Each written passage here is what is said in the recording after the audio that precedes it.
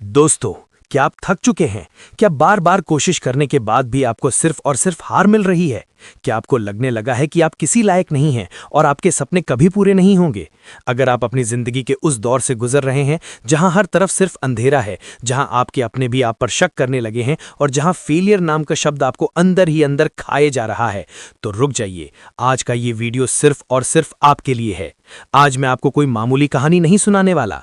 आज मैं आपको भारत के इतिहास के उस पन्ने पर ले जाऊंगा जहां एक हारा हुआ इंसान, जिसके पास ना कोई सेना थी, ना पैसा और ना ही कोई उम्मीद, वो इस देश का सबसे बड़ा सम्राट बना। आज हम बात करेंगे आचार्य चाणक्य और चंद्रगुप्त मौर्य की। आज आप जानेंगे कि जब चंद्रगुप्त बुरी तरह फेल हो गए थे, टूट गए थे, तब चाणक्य ने उन्हें हारने का असली मतलब कैसे समझाया था। अगर आप फेल हो रहे हैं तो मेरी बात मानिए, इस वीडियो को अंत तक जरूर देखिएगा, क्योंकि आज आचार्य चाणक्य के वे शब्द जो उन्होंने आज से हजारों साल पहले चंद्रगुप्त से कहे थे, वो आज आपकी जिंदगी बदलने वाले हैं। समय था रात का, घना जंगल, मूसलाधार बारिश और घोर अंधकार। मगध के क्रूर राजा धनानंद की विशाल सेना से टकराने के बाद चंद्रगुप्त और चाणक्य की छोटी सी सेना बुरी तरह हार चुकी थी। सब कुछ तबाह हो गया था। चंद्रगुप्त अपनी जान बचाकर जंगल में एक गुफा के अंदर बैठे थे। उनके कपड़े खून और कीचड़ से सने थे, चेहरे पर निराशा थी और आंखों में आंसू। चंद्रगुप्त के अंदर का वो आग उगलने वाला योद्धा आज बुझ चुका था। उसे लग रहा था कि सब खत्म हो गया। अखंड भारत का सपना, धनानंद का अंत, सब कुछ एक मजाक बनकर रह गया था। तभी गुफा में आचार्य चाणक्य प्रवेश करते हैं। उनके चेहरे पर कोई शिकन नहीं थी। उनकी आंखों में आज भी वही तेज था जो कल था। चंद्रगुप्त ने आचार्य को देखा और अपना सिर झुका लिया। भारी आवाज में चंद्रगुप्त बोले, आचार्य, हम हार गए। सब खत्म हो गया। धनानंद अजेय है। उसकी सेना को हराना असंभव है। शायद मैं अखंड भारत का सम्राट बनने के लायक नहीं हूं आचार्य। मैं एक हारा हुआ इंसान हूं। चाणक्य चुपचाप चंद्रगुप्त के पास गए। उन्होंने चंद्रगुप्त के कंधे पर हाथ रखा और एक हल्की सी मुस्कान के साथ बोले, चंद्रगुप्त, तुम युद्ध नहीं हारे हो, तुम अपना धैर्य हार रहे हो। तुम धनानंद की तलवारों से नहीं डरे हो, तुम अपने अंदर के हारने के डर से डर गए हो। चंद्रगुप्त हैरान रह गए। उन्होंने पूछा, आचार्य, हमारी पूरी सेना मारी गई, हम जान बचाकर छुप रहे हैं और आप कह रहे हैं कि मैं डरा हूं। क्या फेल होना कोई अच्छी बात है? तब आचार्य चाणक्य ने चंद्रगुप्त को जिंदगी का सबसे बड़ा सबक दिया। उन्होंने एक बहुत ही साधारण और बेसिक सा उदाहरण दिया। चाणक्य ने कहा, चंद्रगुप्त, याद करो, जब हम एक गांव से गुजर रहे थे, हमने एक झोपड़ी के बाहर एक छोटे से बच्चे को देखा था। उस बच्चे की मां ने उसे खाने के लिए एक थाली में एकदम खौलती हुई गरम खिचड़ी दी थी। उस बच्चे को बहुत भूख लगी थी। उसने आव देखा ना ताव और सीधा अपना हाथ उस गरम खिचड़ी के बिल्कुल बीचों बीच डाल दिया। नतीजा क्या हुआ? बच्चे की उंगलियां जल गई और वो रोने लगा। तब उस बच्चे की मां ने उसे डांटते हुए क्या कहा था, याद है चंद्रगुप्त? मां ने कहा था, अरे मूर्ख, तू भी चाणक्य और चंद्रगुप्त जैसी बेवकूफी कर रहा है।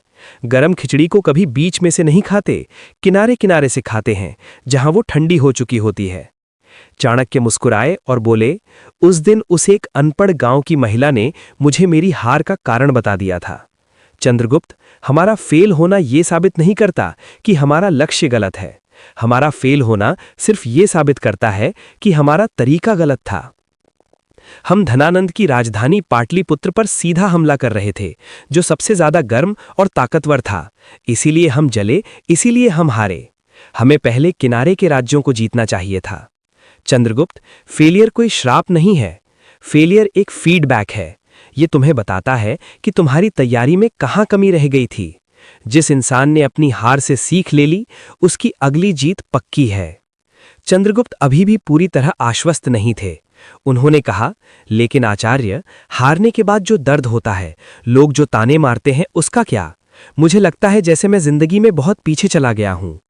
चाणक्य ने जमीन से एक सूखी लकड़ी उठाई, उसे मोड़कर एक धनुष का आकार दिया और बोले, चंद्रगुप्त, क्या तुमने कभी किसी तीरंदाज को तीर चलाते देखा है? जब उसे तीर को बहुत दूर अपने लक्ष्य तक पहुंचाना होता है तो वो क्या करता है? क्या वो तीर को बस ऐसे ही आगे फेंक देता है?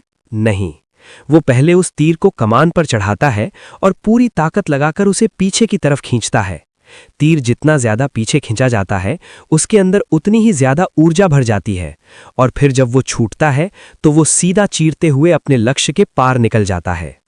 चंद्रगुप्त, जिंदगी जब तुम्हें हार दे, जब तुम्हें लगे कि तुम फेल होकर बहुत पीछे जा रहे हो, तो समझ लेना कि ऊपर वाला तुम्हें एक कमान की तरह पीछे खींच रहा है, ताकि तुम्हें तुम्हारी जिंदगी के सबसे बड़े लक्ष्य की तरफ सबसे तेज गति से छोड़ सके। ये जो आज तुम्हारी हार हुई है, ये तुम्हें पीछे नहीं धकेल रही है, ये तुम्हारे अंदर वो ऊर्जा भर रही है जो कल तुम्हें मगध का सम्राट बनाएगी। हारने से मत डरो। अगर पीछे खींचे जा रहे हो तो खुश हो जाओ कि अब तुम्हारी उड़ान बहुत लंबी होने वाली है। चंद्रगुप्त की आंखों में अब एक चमक आने लगी थी, लेकिन आचार्य चाणक्य यहीं नहीं रुके। वो चंद्रगुप्त के दिमाग से हार का खौफ हमेशा के लिए मिटा देना चाहते थे। चाणक्य ने अपनी म्यान से अपनी तलवार निकाली। उस चमकती हुई तलवार को चंद्रगुप्त के सामने रखकर बोले, इस तलवार को देखो चंद्रगुप्त, कितनी मजबूत है, कितनी धारदार है। लेकिन क्या ये हमेशा से ऐसी थी? नहीं। एक समय था जब ये सिर्फ लोहे का एक भद्दा सा टुकड़ा था। फिर एक लोहार ने इसे आग की भट्टी में डाला। इसे तब तक जलाया गया जब तक ये लाल नहीं हो गया। फिर इस पर भारी हथौड़ों से सैकड़ों बार वार किया गया। इसे पीटा गया, इसे काटा गया, इसे घिसा गया। अगर वो लोहे का टुकड़ा उस आग से डर जाता, हथौड़े की चोट से घबराकर टूट जाता, तो क्या वो कभी एक महान योद्धा की तलवार बन पाता? कभी नहीं। जिंदगी की भट्टी में जब इंसान फेल होता है तो वो असल में उसी लोहे की तरह तप रहा होता है। फेलियर वो हथौड़ा है जो तुम्हारे अहंकार को तोड़ता है और तुम्हें एक मजबूत आकार देता है। जो इंसान कभी फेल नहीं हुआ वो उस कच्चे लोहे की तरह है जो पहली ही टक्कर में टूट जाएगा।